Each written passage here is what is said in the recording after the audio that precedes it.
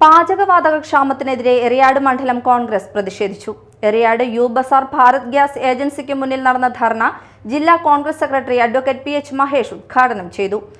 2008 ലോകം തന്നെ സാമ്പത്തിക മാന്ദ്യത്തിലേക്ക് കടന്നു വന്ന സമയത്ത്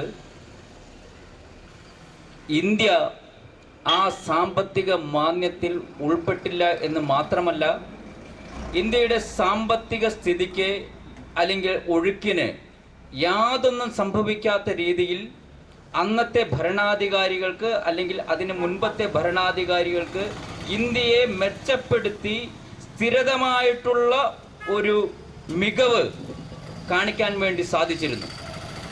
ഇന്ന് പശ്ചിമേഷ്യയിൽ അമേരിക്ക എന്ന് പറയുന്ന ഒരു തെമ്മാടി രാഷ്ട്രത്തിൻ്റെ അല്ലെങ്കിൽ ഇസ്രായേൽ എന്ന് പറയുന്ന ഒരു തെമ്മാടി രാഷ്ട്രത്തിൻ്റെ പ്രവർത്തനത്തിൻ്റെ ഭാഗമായി പശ്ചിമേഷ്യ കലങ്ങിയിരിക്കുകയാണ്. മണ്ഡലം കോൺഗ്രസ് പ്രസിഡന്റ് പി.എ. മുഹമ്മദ് സഗീർ അധ്യക്ഷത വഹിച്ചു. UDF നിയോജക മണ്ഡലം convener PS Mujeeb Rahman, block Congress president PB Moidu, panchayat parliamentary party നേതാവ് PK മുഹമ്മദ്, ബ്ലോക്ക് കോൺഗ്രസ് പ്രസിഡന്റുമാരായ Basheer കോടാമ്പുള്ളി, CM Moidu, CP Thampi, KS Rajeevan, Shameena Suhail, Suharabi Muhammad, Fathima Naushad എന്നിവർ സംസാരിച്ചു.